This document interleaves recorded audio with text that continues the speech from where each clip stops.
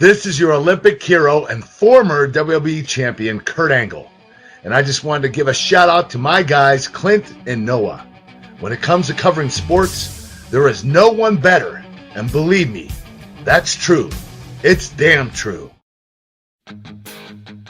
Gentlemen, you are the top 1%. The elite. Best of the best.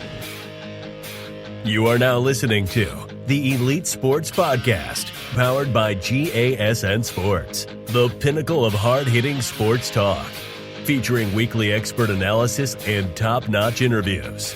And now, please welcome your hosts, Noah Groniger and Clint Schweitzer. Welcome to a very special edition of the Elite Sports Podcast. Clint Schweitzer alongside Noah Groniger. And today we're going to be welcoming none other than the agent of Patrick Mahomes, Chris Cabott from Steinberg Sports, going to be joining us to help us celebrate the 25th birthday of Patrick Mahomes. It is his birthday today, September 17th, so big happy birthday to Patrick. We're going to be talking about the Birthday with the Mahomes event that's taking place, courtesy of the 15 and the Mahomes Foundation, which we have had the fortune of working closely with during this event. This is just unbelievable. We're going to talk about the beginnings, kind of how he discovered Patrick Mahomes. It was Chris Cabott that really brokered this deal, and his daily kind of conversations with Brett Veach that really helped launch this thing back in 2017. So we're going to be getting to all that and much more with Chris Cabott. We've had Lee Steinberg on this show before, and Lee is a good friend of ours, a well-respected agent, of course, in the business. But Noah, Chris Cabot's the guy that really, if Kansas Cityans want to thank somebody for Patrick Mahomes, if you really want to start sending thank you cards, you could probably start with Chris Cabott. Am I wrong? No, you're absolutely right there. You can send your thank you cards to Steinberg Sports, address them to Chris Cabott. And, he brokered this deal. He basically got Patrick Mahomes here. Yeah, there was talk of the Chicago Bears being interested. They thought that might have been the spot. But once it hit 10 and Brett Veach sent a text to Chris Cabott, and it was a Texas Tech logo, and Chris said, is that what I think it means? Does that mean what I think it means? And Brett Veach was like, yes, like we've moved up to 10. We're getting Patrick Mahomes. And they just blew up. They celebrated immensely. They had a Chiefs hat on the ready to give to Patrick, because what better place could there be than in Kansas City with Andy Reid sitting behind a veteran quarterback, which is kind of something that they were looking for. And we had that in Alex Smith. And man, it has gone better than anyone could have ever imagined. I mean, a league MVP, a Super Bowl MVP, and we're 1-0 to start this season. We've got the Chargers coming up this weekend. So all things looking great here on Patrick Mahomes' birthday. He's recently got engaged. He's got a Super Bowl ring. He's 1-0. Things just could not be going better. Of course, he signed that 10-year contract extension. We'll get into that with Chris Cabott and more. But, man, it is good to be Patrick Mahomes. It's also good to be analyzing football games. The NFL Week 1 is in the books. The ratings, not so good for the National Football League in Week 1, down as much as 10% from a year ago. What do we make of this, and what do we really take from Week 1? The Chiefs, very business-like effort in Week 1 against the Houston Texans. We previewed that game for you a week ago here on the podcast, and now we're going to be talking about the Chargers coming up here. But around the league, is there anything stand out? Because the ratings are down. Is this a simple case of people just weren't into a lot of the pregame stuff and turned it off and said, hey, I'll come back when football's being played? I mean, what do you take from that side of things here? I think a big part of it, at least from what I've heard and just people on Twitter and social media and around town or whatever, is the lift every voice and seeing being played before every Week 1 game. People weren't for that. And the kneeling, of course, has always been an issue. And, of course, it's been a main focus this season more so than most others, except for when Colin Kaepernick first did that. So I think that is a big part of it. I think that's why people are turning off their TVs and not watching the NFL, at least that 10%. But does that 10% really matter when the NFL has a monopoly over sports viewership and fandom right now? The NBA playoffs are going on. They're in a bubble. The baseball's going on. How many games? Who cares? It's slow. It's just run out. People love that when all you could do was play kick the can in the road. But with streaming services and the NFL booming and the NBA, I mean, nobody is watching baseball. So if the NFL loses 10% because people don't want to hear them talk about voting or Black Lives Matter, or they don't want to hear the song Lift Every Voice and Sing, then that's fine. If they don't want to see a guy kneel, that's fine. Those 10%, I don't need them anyway. I'm ready for football. I'm excited to be talking about it. I'm excited it's back. It's going well. We don't have a lot of positive tests, not that I've heard. So I'm ready for week 2, my friend. Noah, let's face it. If you go anywhere these days, you need a mask. That's right, Clint. If you go to the bank or the gym or even the store, you're going to be required to wear one for the foreseeable future. If you're going to be rocking a mask, why not do it in style while celebrating the Chiefs Super Bowl victory in the process? Absolutely. Visit our friends at Noble Apparel to check out all their selections of masks that come in all styles, from Frozen to Spider-Man, and of course our defending Super Bowl champion Kansas City Chiefs. Noble Apparel is KC born and bred, and their merchandise is by Chiefs fans for Chiefs fans.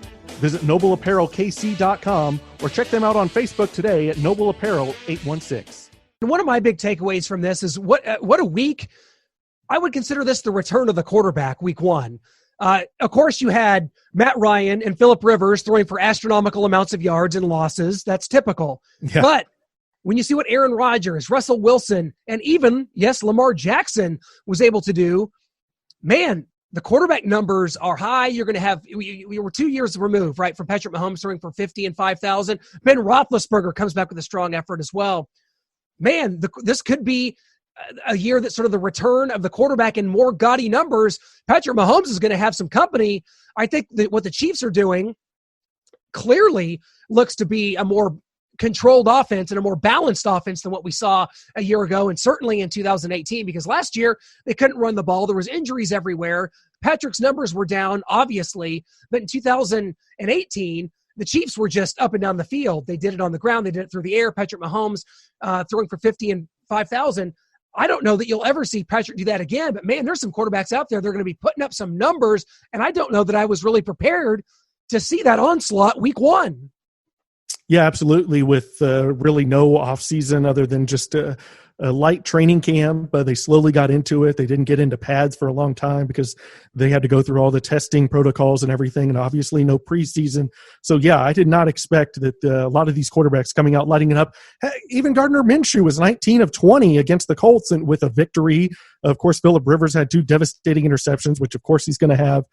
In the Colts' kind of shocking loss there because everybody thought the Jags were tanking for Trevor Lawrence. But moving to the Chiefs, I mean, yeah, it looks like they're going to have a more balanced attack with Clyde Edwards-Helaire. But, I mean, with, like I mentioned, the no offseason stuff, no preseason, I think they wanted to see what they had in Clyde Edwards.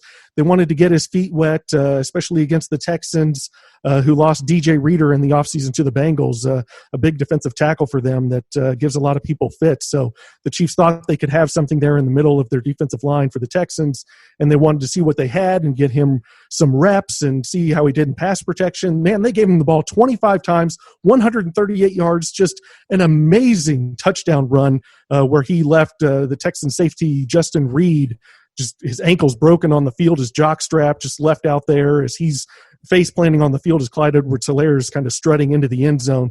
I think we're going to see Patrick start to open it up and throw more and more. I just think they wanted to get Clyde's feet wet a little bit. Well, what's the recipe going to look like here in Los Angeles? Because the Chargers, they were able to win a game. Joe Burrow appeared to have thrown a game-winning touchdown to A.J. Green. It's ruled offensive pass interference, and the Bengals proceed to miss a field goal to tie the game to go to overtime. Man, this Chargers team looks really clunky on offense. Not only that, the Chiefs appear to be going after a secondary that consists of Casey Hayward and Chris Harris. I like those corners, but no Derwin James at the safety position, one of the top 5 safeties in the league, not there for the Chargers. They're also going to be thin on the offensive line. And I'm sorry, Chris Harris at age 33, whatever it is, he's not the same player he was when Denver had the number 1 ranked defense in the NFL in 2015. I think the Chiefs are going to go after this secondary, and I don't think it's going to turn out well for the Chargers. I mean, the Chiefs have owned this team. We know what it's been like in the AFC West for Andy Reid in general. The Chiefs are going to Los Angeles. Any chance of some surprises, some craziness? What do you make of this Chargers team so far? Yeah, like you said, just clunky on offense, just slow going. They have all these weapons they always have. Rivers was throwing interceptions, but for a lot of yards. Tyrod Taylor just couldn't get a first down, couldn't move the ball. He wasn't consistent at all with the offense. They weren't moving the chains. They didn't have good time of possession. Austin Eckler is a nice third down back out of the backfield, but relying on him in between the tackles, down in and down out, is not working for them. So they are really a mess on offense. They've got Keenan Allen, they've got Mike Williams, they've got these 2 stud receivers, but they can't take advantage of it with no threat of a run game and Tyrod Taylor's inconsistency with quarterback play. The defensive side of the ball, I mean, I'm worried about those edge rushers. I know we have two really solid tackles, although Mitch Schwartz did give up a sack last week to the Texans. So with Joey Bosa and Melvin Ingram coming off the edges, I think we're going to see another healthy dose of Clyde Edwards-Helaire. And I'm not sure if Patrick Mahomes breaks the 300-yard mark again just because of who they play with the two stud corners and the two good edge rushers that the Chargers have. I think we're going to rely on Clyde. And so I think Patrick Mahomes has another I can't call it pedestrian if he's got 250 yards and 3 touchdowns. Last week he had 211 and 3 touchdowns. So that's not pedestrian by any means. Patrick Mahomes is going to put on a show and make great throws, but I think we are going to lean on that run game again. Well, we're going to break down the rest of the AFC West and set the scene for Week 2 coming up here after our interview with none other than Patrick Mahomes' agent from Steinberg Sports, Chris Cabott. Well, guys, I've got good news. Winning season has returned at MyBookie. Winning season means doubling your first deposit. Winning season means insane props, epic bonuses, and the craziest cross-sport wagers. At MyBookie, winning season means watching live sports and betting live sports all season long. Rejoice! The NFL has returned. That means action-packed Sundays and huge cash prizes. Get in on the action. Use promo code ELITESPORTS and double your first deposit. New players get up to $1,000 in free play, designed to add more excitement to the sports you love and the games you bet. Bet with the best this NFL season for your chance to win big. Use promo code ELITESPORTS and double your first deposit. Your winning season begins today, only at MyBookie. Well, Chris, here we are. As the time this is going to air, it is Patrick's birthday. The Big 25 is upon us here, man. He was 21 years old, a junior out of Texas Tech when he comes here to Kansas City. What a journey, man. We're getting ready to celebrate with the 15 and the Mahomes, birthday with the Mahomes event here today. What a journey this has been, man. I know that's a loaded question, but wow, it's been truly incredible for the people in Kansas City, and I know for you guys as well. It has. It's been an amazing journey, and just so proud of him. So thankful to Chiefs Kingdom, so thankful to the community of Kansas City, to the coaching staff, to the front office, but more than anything to the fans. Thank you for loving our guy and welcoming him in to your community and treating him and Brittany and the whole family with just such great hospitality. So thank you from the bottom of our hearts. Absolutely. Chris, you guys signed the big 10-year extension. When you sat down with Patrick and the Chiefs to work out his new contract, what made the 10-year extension the right choice for you and the Chiefs over maybe a short-term deal where you can see what the market grows to in the coming years with Lamar Jackson's future deal, for instance? Well, let me tell you guys this. We worked on that deal on over 18 months. Wow. Put a lot of time and energy and effort into that. And I could give you the calculus on a lot of different things with the breakdowns and future contracts, short-term versus long-term, and et cetera, et cetera, et cetera. What I can promise you is that ultimately we figure out a deal that gave Patrick the greatest, largest deal in sports history, and more than anything, bigger than numbers and even bigger than the guarantees that are in there, which it's really the first of its kind. It's very unique that way. Everything's lined up in Kansas City to be a dynasty. And that's the one thing that players always want to do. They want to play for a ring, right? And he's already gotten one, and we're going to chase greatness here. And we've got the right head coach, the right front office, the right ownership. Again, more than anything, the best fans in the NFL and just great talent around him. So we've got a chance to really build a dynasty here. And one day when he looks back on his career, that's what it's going to matter more than anything. But we were able to get the dollars and cents squared away, the guarantees squared away. When you've got something great, you don't mess with it. And he's excited to be a Chief. We're excited for him to be a Chief for a long time. Well, I tell you what, Kansas City, one of the few places maybe where 2020 hasn't been so bad, Chris. We get the Super Bowl championship here. Patrick Mahomes signs the extension. He gets engaged. He gets his Super Bowl ring where the Chiefs start out 1-0. Just from all the uncertainty and all the things that have gone on over the past 6 months, just seeing the ball kicked off at Arrowhead Stadium last Thursday night, what was some of the feelings between you and kind of the Steinberg Sports Group? What was it like kind of seeing that all manifest itself and say, hey, we're going to be able to do this. There's fans at Arrowhead. We're going to forge on, and things are going to get back to some level of normalcy. Well, you know what, man? First and most important, all praise to God. And that was really a divine thing there. And I want to give praise to the NFL and the NFLPA, the leadership of those two organizations that have worked incredibly hard to keep football afloat during a very difficult time. And credit to the Chiefs organization. Again, it all starts with the Hunt family and Coach Reed, and then obviously Brett Veach, the GM, did a great job of keeping that roster in place to be able to start and add to it.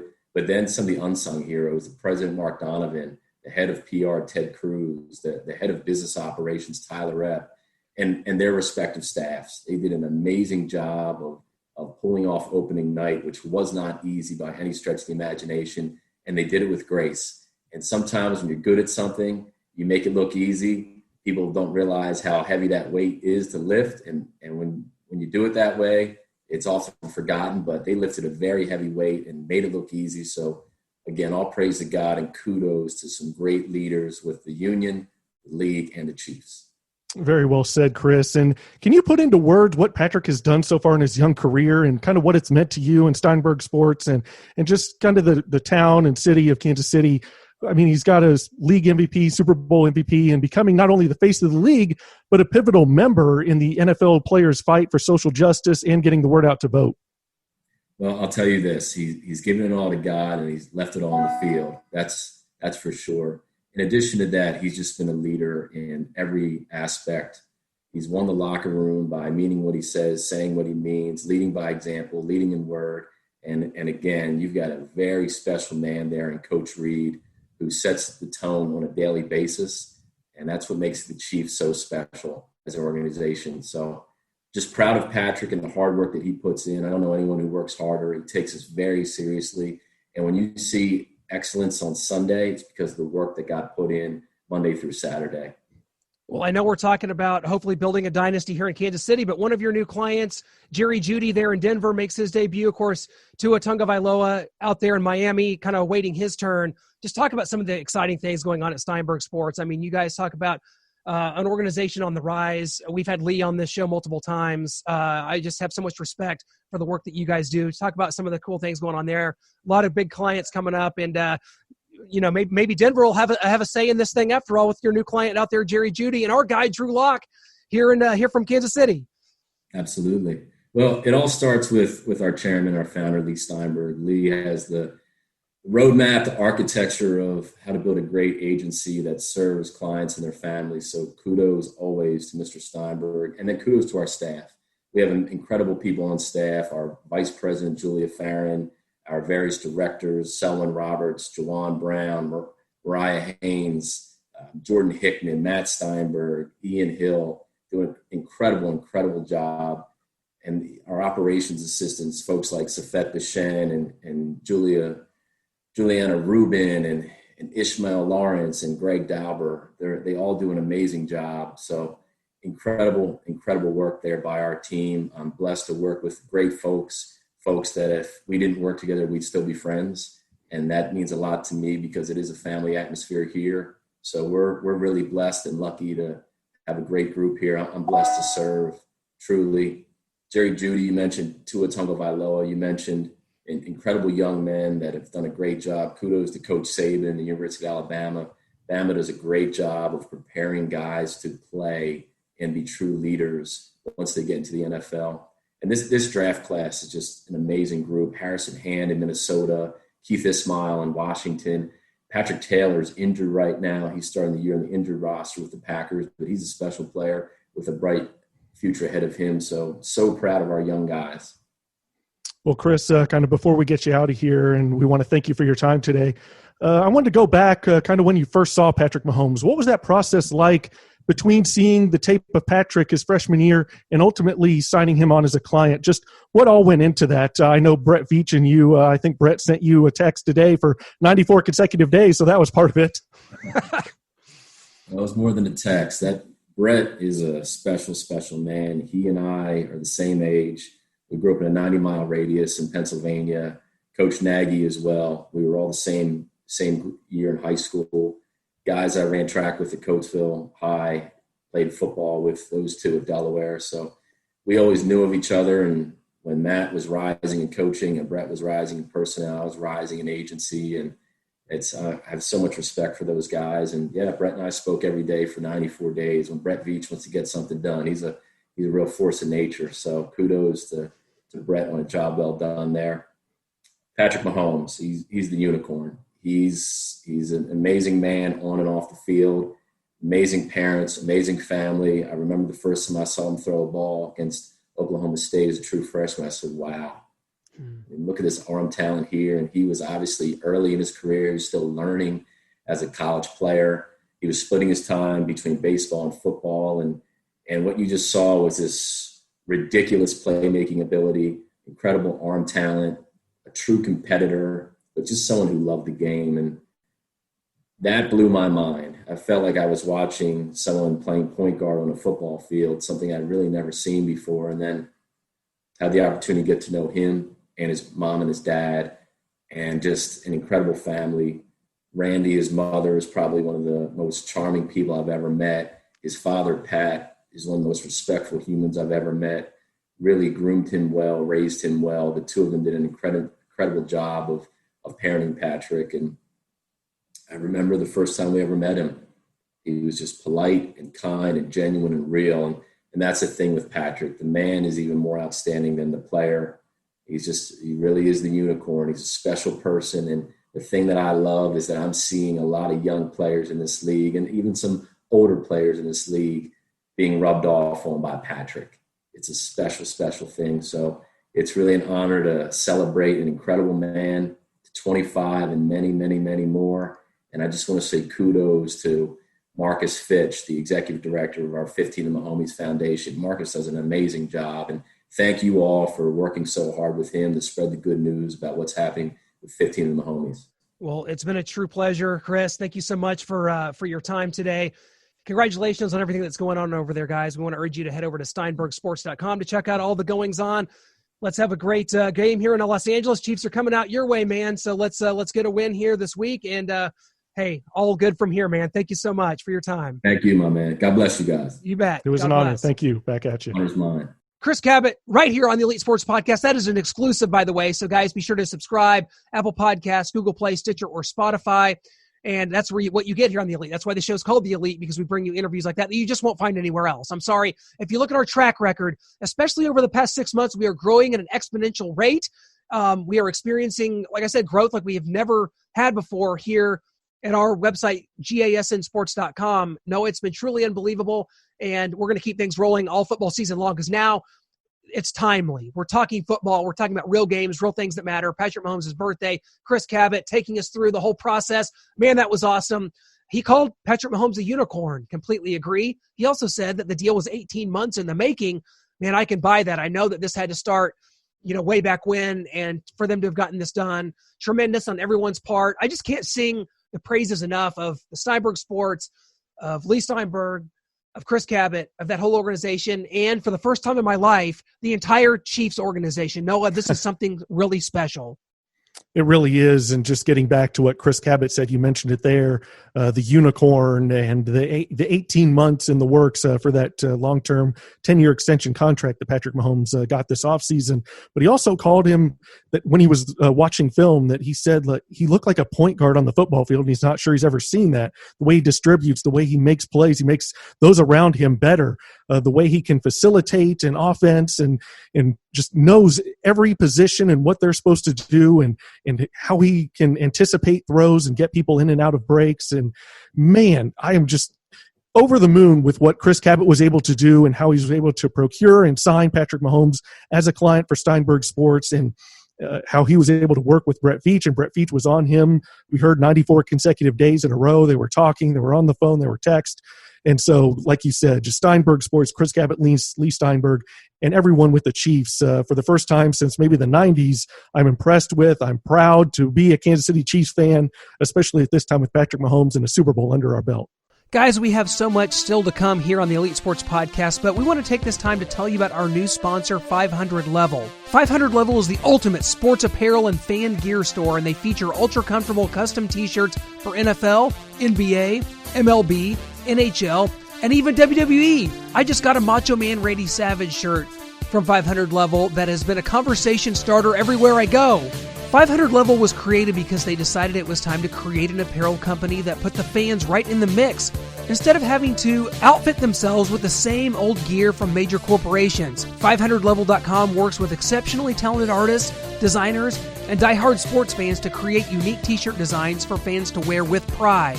I mean, here in Kansas City, it's time to defend that Lombardi trophy. So stock up in 500 Level's unbelievable inventory of never-before-seen designs for players like Patrick Mahomes, Travis Kelce, Tyreek Hill, or even rookie Clyde Edwards-Helaire. You literally can't find that anywhere else. Use promo code KansasCity20 today for 20% off your order at 500level.com. That's promo code KansasCity20 for 20% off only at 500level.com. Well, let's talk about another client of his, Jerry Jeudy. He makes his debut for the Denver Broncos on Monday Night Football. Kind of a clunky game. The Titans were able to finally pound away and win it with a game-winning field goal from Gostkowski. Where do you see this division going? We saw the Raiders get a win over, in my opinion, the Panthers being maybe one of the worst teams in the NFL. They almost blew that game. We talked about the Chargers there, lucky to be 1-0 themselves. The Broncos, probably the better of the three teams, and they're 0-1. What do you make of this so far? The Raiders look like a team that, in the right situation, could present a threat, could get in a shootout, and they have some weapons and young players, and Derek Carr kind of knows what he's doing. To what extent, I don't know what we can expect. But what do you see from this division after week one? Yeah, I mean, looking at the Chargers, they just look to be a disaster. I mean, they've already got Justin Herbert, so they're not really in the Trevor Lawrence sweepstake, but I think they're going to have probably a top 5 pick with how it's looking right now. They've got all these weapons. They've got great players on defense, some good wide receivers on offense, but they just can't make anything work, and they never have, and I don't know if they ever will again. Just the massive injuries and just the inconsistent play and the turnovers, and it's just a mess in Los Angeles for the Chargers, and you feel bad for them somewhat because they've got this talent, and everyone's always picking them to finish first in the AFC West for years and years and years, not these past few years, but when we had Alex Smith, it was always, the Chargers, this is their year, this is their year, this is their year, and it never is. And so I'm done with them ever really considering them as a contender. Moving on to the Las Vegas Raiders, yeah, they struggled against the Panthers. They've got a new coach, a new quarterback, new system. Luke Kuechly retired, and they're still in a shootout with the Panthers. They could have lost it there at the very end. Their defense is atrocious. They've got some weapons on offense, although Henry Ruggs did have an injury. Doesn't look like it's going to be a long-term thing. He'll be back. Derek Carr had some nice throws. It looks like he may be getting back to form. I think it was back in 2016 that he was almost MVP before getting injured late in that year. But then you look at the Broncos, and Drew Lock is just inconsistent with his downfield passing game right now. They didn't have Cortland Sutton, so that was a big loss for them. And, of course, Von Miller out for this season with the leg injury. I believe it's a torn Achilles. So there it is for them. I mean, on defense, their secondary, they lost Chris Harris. They haven't really replaced it. They've got a lot of young guys, young talent. It's going to take a long time for them. So this is the Chiefs division by a long shot. I thought maybe the Broncos, maybe the Raiders could keep things interesting for a while. I think it's over right now. Like, I cannot see them getting past really 8 wins, any of these teams. I don't see anybody getting to 9-7.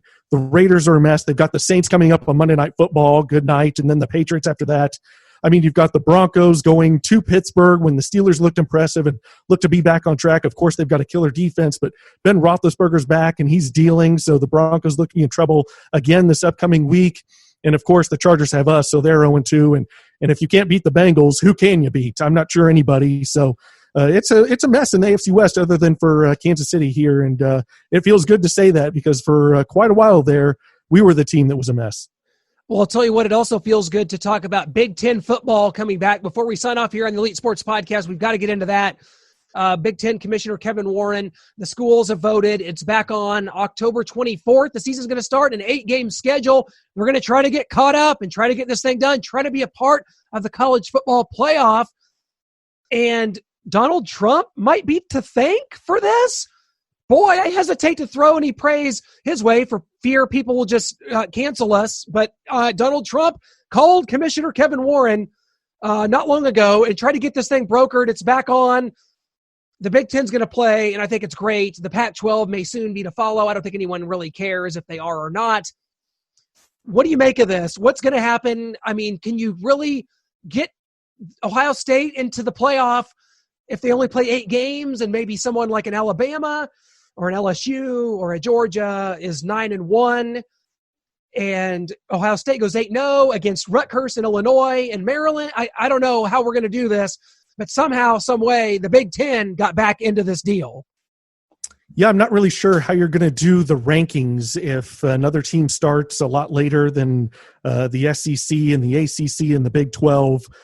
Where do you start them at come late October when they're supposed to start taking action, and how do you get them up enough into the college football playoff? I'm not sure how all this is going to play out, but you just look at it, and I think for the Big Ten coming back, I think it has a lot to do with what happened with baseball. When they first came back, the Marlins just had a horrible, I think it was like 18 players and coaches and staff tested positive, and that kind of scared everybody. And everyone was like, oh, can SEC and Big 12 and ACC even do this? Can the NFL do this?